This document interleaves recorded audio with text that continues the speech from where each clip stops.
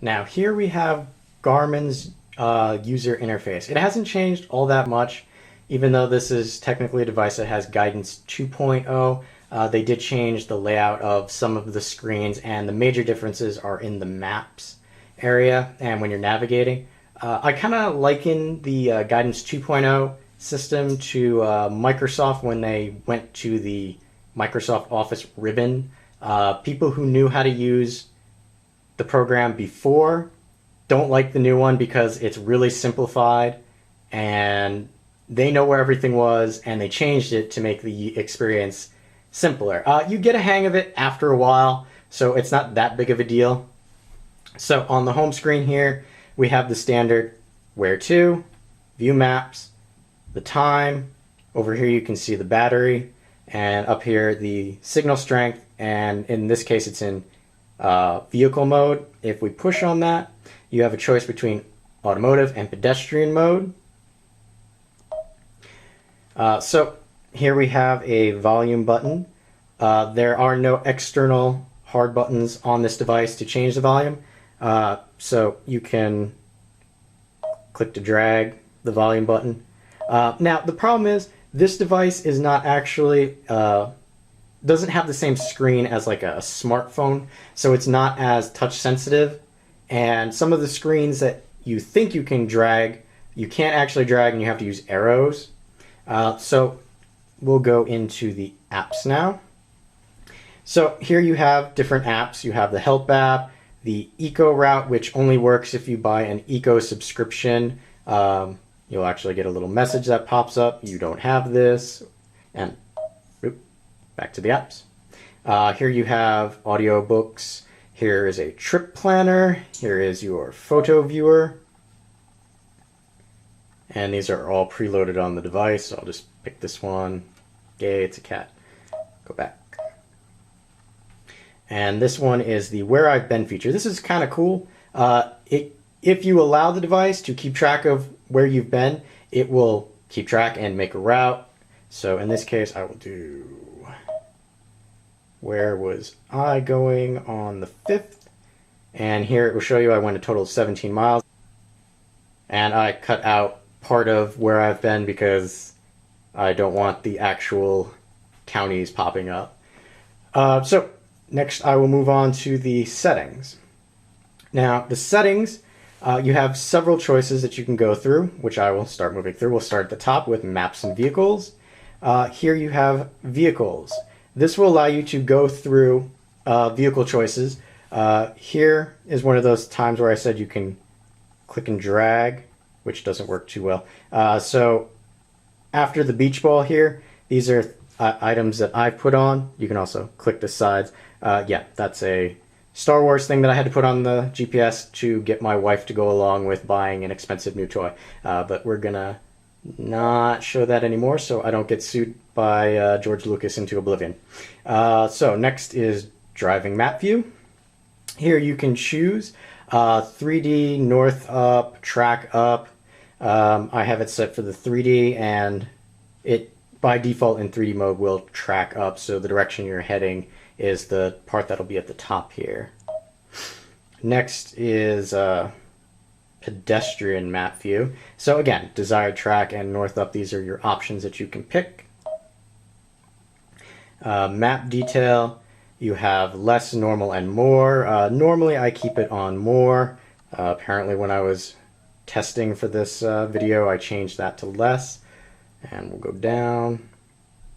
Here you have map themes, so you can choose from a plethora of color schemes. By default it's set for Garmin, but you can do, we'll do the Netherlands, and here you'll notice over here it changes the color scheme. Here we'll do Luxembourg.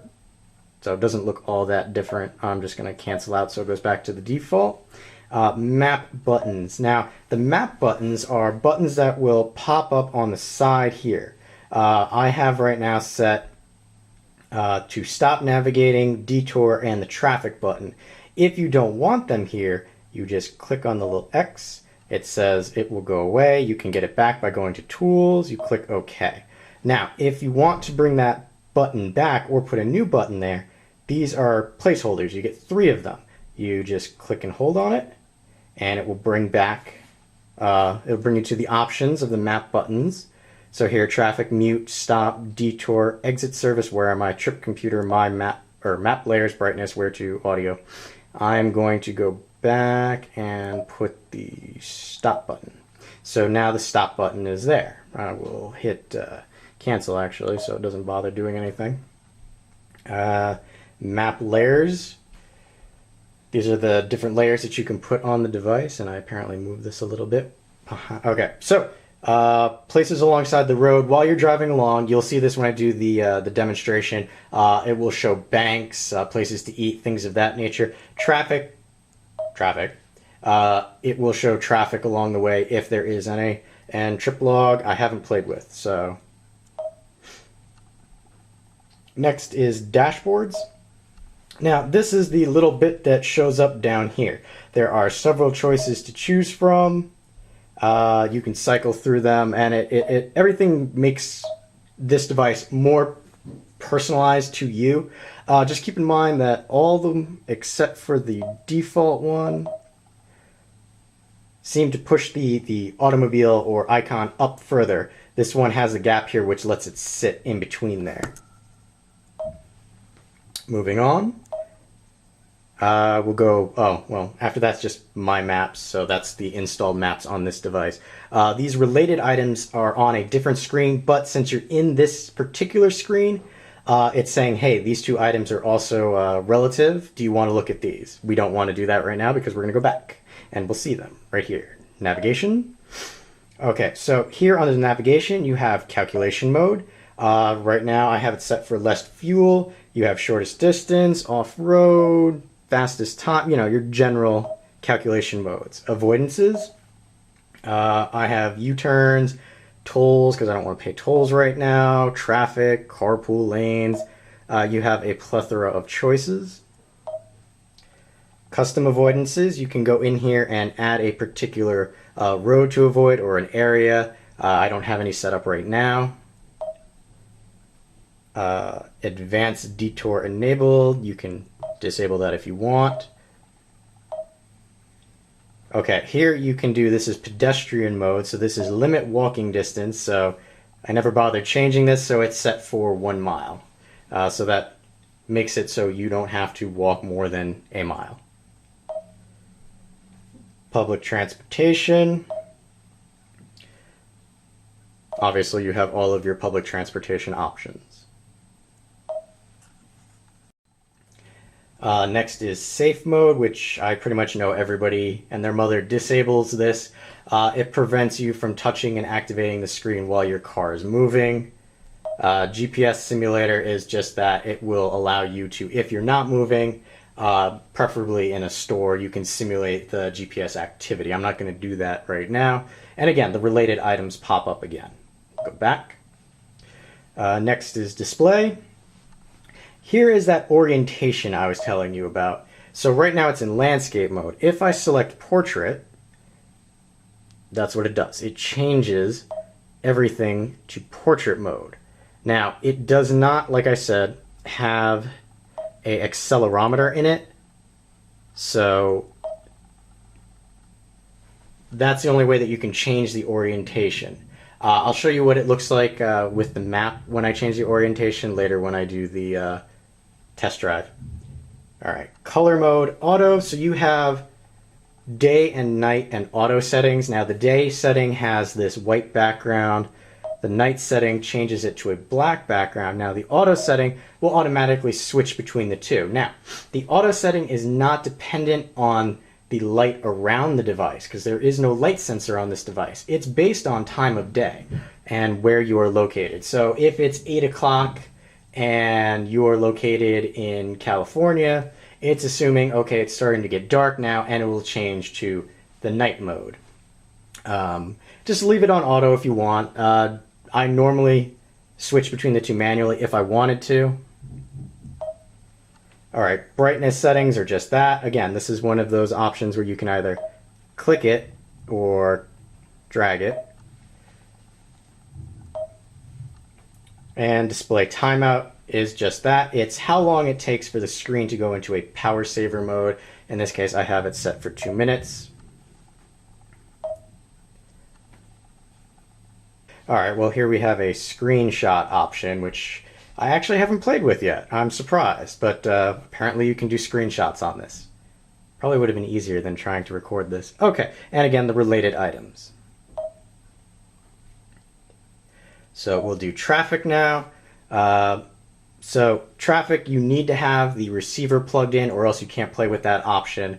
You'll see that later. Traffic trends is historical traffic information. So based on your driving habits and where you drive, if you're doing the 9 to 5 thing and every day at 8:45 this particular section of a major highway gets clogged, it will try and direct you elsewhere. And here are the related items once again. All right, unit and time, so current time, time formats, units.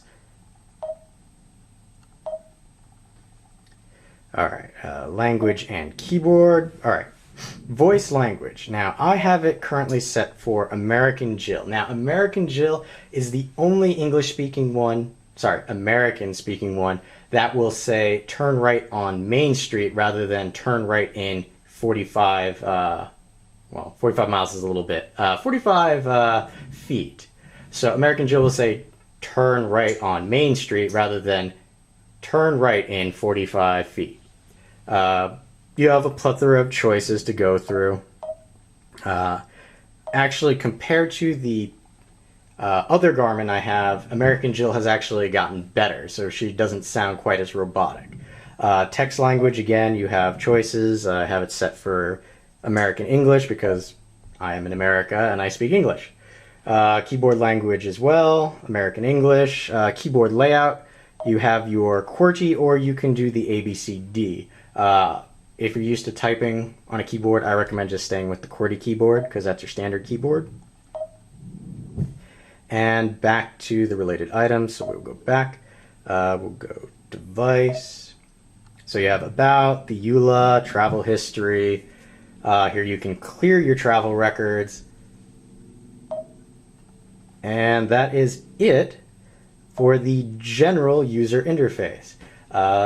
Next I'll be taking it out to do a test drive and show you the different mapping functions.